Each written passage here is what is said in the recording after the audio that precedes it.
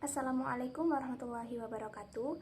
Perkenalkan, nama saya Sania Imatul Ulia dari kelas Usul Nahwu B. Di sini saya akan menjelaskan tentang Masādiri Ushūlin Nahwi atau sumber-sumber kaidah usul nahwu dalam kitabnya Al-Basit fi Ushūlin Nahwi wa Madarisihi.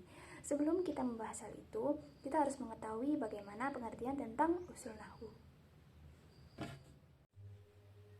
Dalam kitab Al-Basit fi Ushūlin Nahwi, secara bahasa, aslun merupakan dasar sesuatu yang dijadikan pijakan. Usulun merupakan jamak dari kata aslun yang berarti kaidah-kaidah yang dijadikan pijakan beberapa hukum. Sedangkan nahwu berarti jalan, arah, alat ukur, dan seperti. Nahwu adalah kondisi atau keadaan akhir kalam atau kalimat baik secara i'rab maupun secara bina.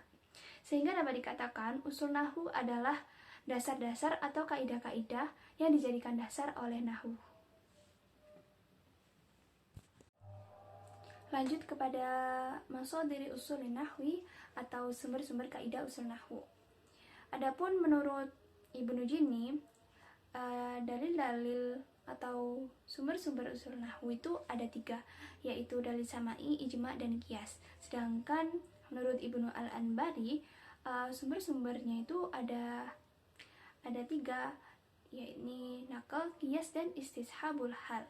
Yang membedakan dari kedua pendapat tersebut adalah adanya istishabul hal.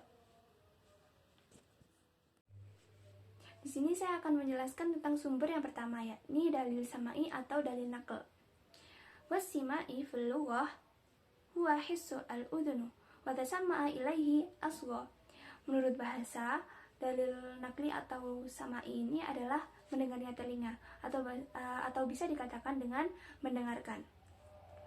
Wa sammahu as-Suyuti as-sima'i wa arrafahu biqaulihi wa a'ni bihi ma thabata fi kalamin yuthaku bi fasahatihi wa syamala kalamullahi ta'ala wa huwa al-Qur'anul Karim wa kalamun Nabi sallallahu alaihi wasallam wa kalamul Arab qabla bi'tsati fi zamanihi wa ba'dahu ila fasadat ila al-sinati bi kathri al-muwallidin nafman wa nafran anil muslimin wa kafirin. Jadi menurut Imam As-Suyuti, dalil nakli atau dalil sama'i itu adalah sesuatu yang menetap pada perkataan orang yang dipercaya kefasihannya, yang meliputi firman Allah berupa Al-Qur'anul Karim, lalu perkataan atau kalamnya Rasulullah Shallallahu Alaihi Wasallam berupa hadis, dan juga perkataan orang Arab sebelum diutusnya Rasul dan setelah diutusnya Rasul, sampai rusaknya lisan atau bahasa dengan banyaknya orang walidin, baik secara nadam atau nasr dari kalangan orang kafir ataupun muslimin. Dalil yang pertama dari dalil sama'i atau naql adalah Al-Qur'anul Karim. Awalan, Al-Qur'anul Karim. Al-Qur'an huwa al-wahyu al-munazzala ala Muhammad sallallahu alaihi wasallam lil bayan wal ijaz. Al-Qur'an adalah wahyu yang diturunkan kepada Nabi Muhammad sallallahu alaihi wasallam untuk penjelasan dan pengijazan. Wa yu'addu min ahammi masādirin naqli aw sima'i faqad ajma'a an-nahwiyuna ala ihtijaji bihi. Jadi Al-Qur'an ini dianggap sebagai sumber pokok dalil nakli atau dalil sama'i, dan ulama nahwu pun bersepakat untuk berhujjah dengan Al-Qur'an. Wa yumathilul Qur'an a'la darajatil fusha. Lidzalik la yahiqqu li ahadin ay ya'taridu alaihi aw yarfaduhu aw yanqaduhu bal minhu yastaqunu ahkamuhum wa yathbitunaha li'anna al-kitab a'rabu wa aqwa fil hujjah min syi'ri. Jadi dalam Al-Quran itu mengabarkan mempunyai derajat yang paling tinggi di antara dalil-dalil yang lainnya. Dan kemudian tidak berhak bagi siapapun untuk menentang, menolak, ataupun merusak Al-Quran ini. Karena Al-Quran itu kitabnya lebih Arab dan lebih kuat hujahnya daripada syair. Tsaniyan, Al-Qira'atul Qur'aniyah. Yang kedua adalah bacaan-bacaan Al-Quran. Hiya ikhtilaf alfadhul wahyu madhkur fi kitabil huruf au kaifiyatuha min takhfif wa tathkili wa ghairuhuma. Jadi bacaan-bacaan Al-Quran ini adalah perbedaan-perbedaan lafadz wahyu dalam penulisan huruf, cara membacanya, berupa meringankan atau memberatkannya. Wa wada'u syurutan ma'ayyira li sihhatil qira'ah wa qabuliha. Wa qad dzakaraha Ibnu Jazari. Jadi ulama nahwu itu meletakkan syarat-syarat atau beberapa kriteria atas sahnya suatu bacaan agar bisa diterima. Salah satu ulama yang menjelaskan hal itu adalah Ibnu Jazari.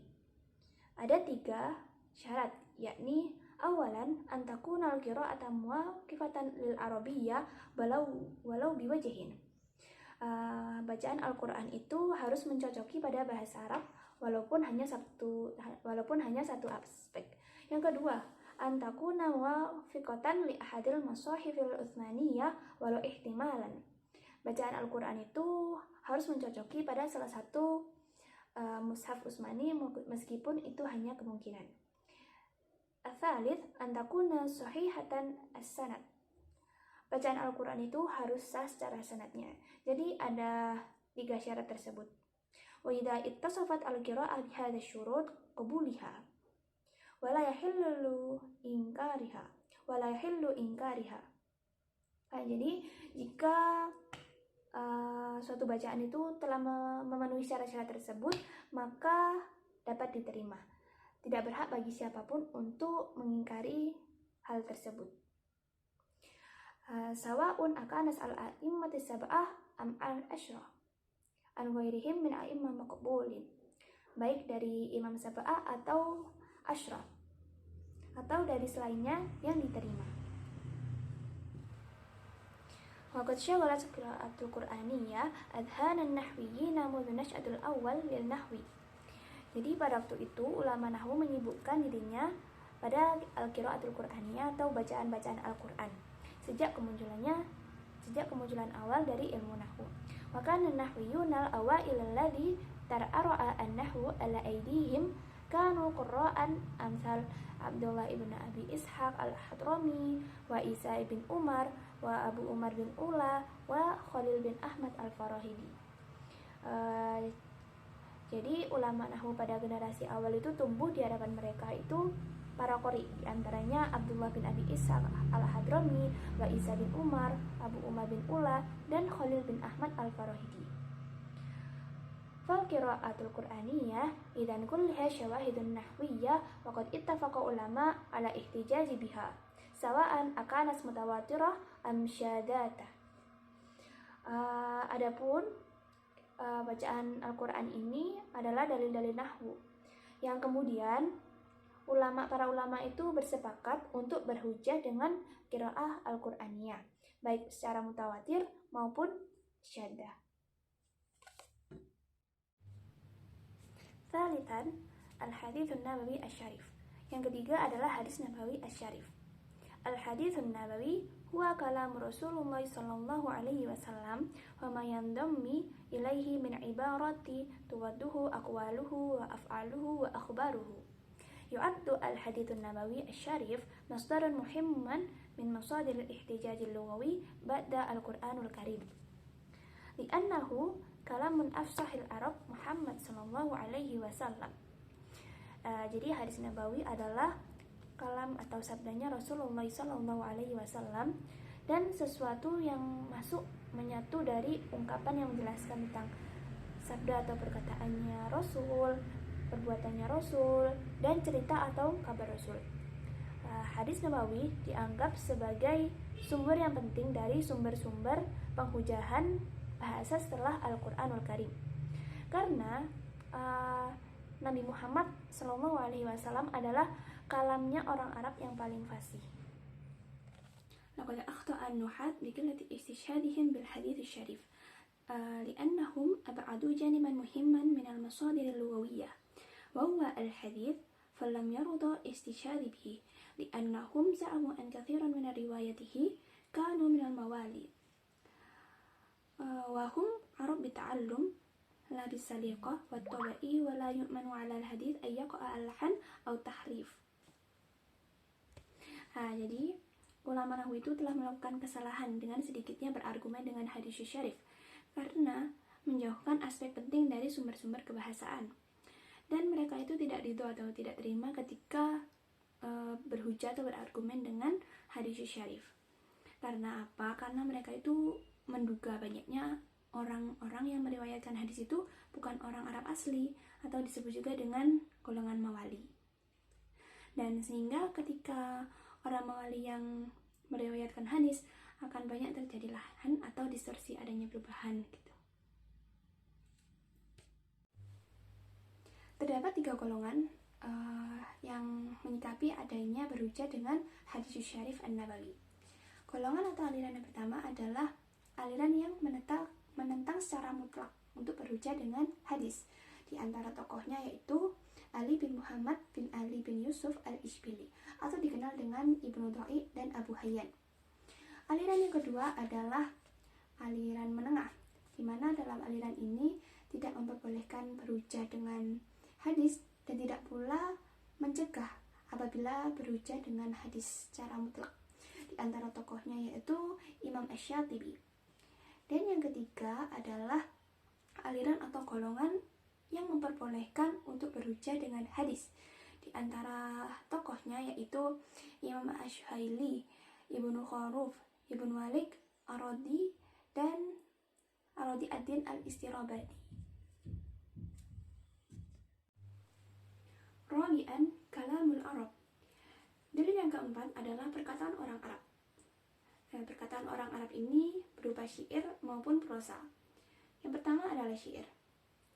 Lisyairi ahamiyatu kabirah, fahuwa diwanul Arab wa bihi hufizat al-ansab wa urifat al-ma'athir wa minhu ta'allamas al-lughah.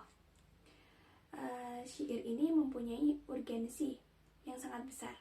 Dan syair ini merupakan kumpulan puisi orang Arab, sehingga dengan adanya syair tersebut terjaganya beberapa nasab. Dan sehingga itu bisa dikenali secara turun-temurun. Dan dari syair inilah dikaji sebuah bahasa. Maka Ibnu Abbas radhiyallahu anhu idza su'ila an syai'in minal Qur'an anshatta fihi syi'ran walidha yu'addu syi'ri masdaran muhimman min masadir al-istishhad lil ulama al-lughah wan nahwi. Walakin istishhadihim bihi lam yakun mutlaqan lianna ulama al-arabiyyah qasamu syi'ri wa kalamul arab umuman min haitsu istishhadi ala arba'ati tabaqat. Adapun Ibnu Abbas radhiyallahu anhu, jika ditanya tentang sesuatu dari Al-Qur'an, dia menembangkan persoalan itu pada syair karena syair dianggap sebagai sumber yang penting dari sumber-sumber pengistishhadan bagi ulama bahasa dan juga ulama Arab. Tetapi pengistishhadan mereka itu tidak mutlak karena ulama Arab membagi syair dan perkataan orang Arab itu secara umum menjadi 4 tingkatan atau level. Al-awwal asy-syu'ara al-jahiliyun wa hum qaulal Islam ka Imrul Qais wal Aksya.